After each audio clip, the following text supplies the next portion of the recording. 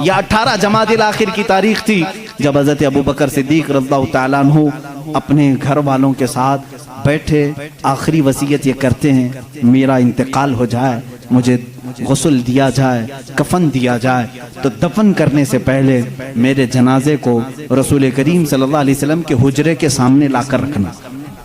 حضور صلی اللہ علیہ وسلم کا مزار اقدس کہاں تھا؟ عائشہ صدیقہ کا حجرہ تھا، اور دروازہ لگتا تھا، وہ ایک کمرہ تھا، دروازہ تھا۔ حضرت ابوبکر کہتے ہیں اس دروازے کے پاس جنازے کو لا کر رکھ دینا، اور خبردار کہیں لے جا کر کے اٹھا کر دفن نہ کرنا، بلکہ باہر کھڑے ہو کر کے اجازت مانگنا۔ اے اللہ کے رسول، تمہارا رفیق، تمہارا دوست آپ کے بغل میں دفن ہونے کی اجازت مانگتا ہے، اگر رسول کریم صلی اللہ علیہ وسلم اجازت دے دیں تو مجھے حضور کے پہلو میں دفن کر دینا۔ یہ ہو سکتا ہے میرے عزیزوں، اس بات کو شاید وہابی سن رہے ہوں گے تو تڑپ جانا چاہیے کہ صدیق اکبر نے یہ نہیں کہا، صحابہ نے بھی یہ نہیں پوچھا اجازت، قبر والے سے کیسے اجازت؟ وہ رسول پاک قبر میں ہے، اور کہنے والا کوئی عام آدمی نہیں، ابوبکر صدیق ہے، خلیفۃ المسلمین ہے رضی اللہ عنہ۔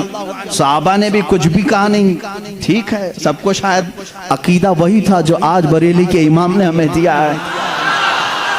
صحابہ کا عقیدہ وہی تھا، تو زندہ ہے واللہ، تو زندہ ہے واللہ، میری چشم عالم سے چھپ جانے والے ہیں۔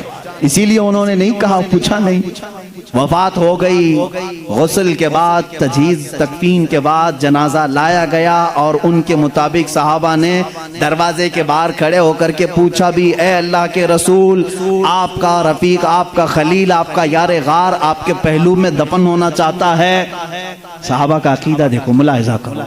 اس وقت فرماتے ہیں صحابہ باہر تھے، اچانک دروازے کی چٹکنی کھلی، دروازہ کھل گیا، قبر اطہر سے آواز آئی، ادخل الحبیب الی الحبیب، حبیب کو حبیب کے ساتھ داخل کرو۔ عزیزان گرامی، رسول کریم صلی اللہ تعالیٰ علیہ وسلم کی اس آواز کو کون نہیں پہچانتا تھا؟ صدیق اکبر اللہ تعالیٰ عنہ کو اجازت کے بعد دفن کیا گیا ہے، حضور اکرم صلی اللہ تعالیٰ علیہ وسلم کے پہلو میں وہ آرام فرمائے ہیں۔ صدیق اکبر کی کیا ذات ہے میرے عزیزو، دنیا میں تھے تو رسول کے ساتھ رہے، قبر میں ہیں تو رسول کے ساتھ ہیں۔ میرے آقا نے فرمایا قیامت کی سور پھونکنے کے بعد دنیا کی سرزمین سے سب سے پہلے اٹھنے والا میں ہوں گا، دوسرے نمبر پر ابو بکر صدیق ہوں گے، تیسرے حضرت عمر ہوں گے۔ حضور خود فرماتے ہیں، اے لوگوں تمہیں معلوم ہے محشر کے میدان میں میں کس طرح سے آؤں گا؟ میرے آقا فرماتے ہیں میں اپنی قبر سے اٹھوں گا، ابو بکر و عمر اٹھیں گے، میں دونوں کے ہاتھوں پر دونوں کے کندھوں پر اپنا ہاتھ رکھ کر کے میدان محشر میں آؤں گا۔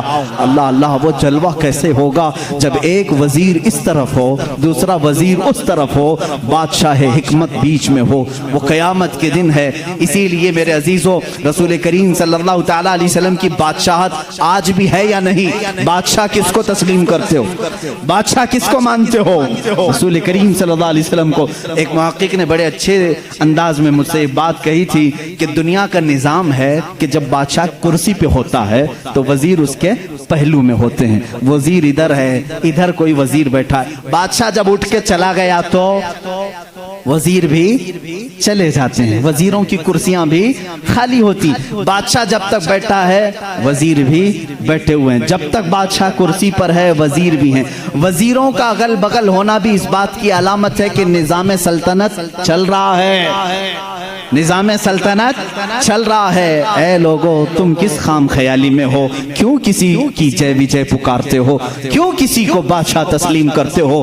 اللہ کے حبیب محمد الرسول اللہ صلی اللہ علیہ وسلم دنیا میں جب تھے تب وہ شاہ تھے، وہ بادشاہ تھے۔ اپنی قبر اطہر میں جب گئے تو ایک پہلو میں صدیق اکبر لیٹے ہیں اور آگے کے پہلو میں عمر فاروق لیٹے ہیں۔ یہ اس بات کی علامت ہے وزیر اب بھی اگل بغل ہیں اور بادشاہ اپنی کرسی بادشاہت پر قائم ہے۔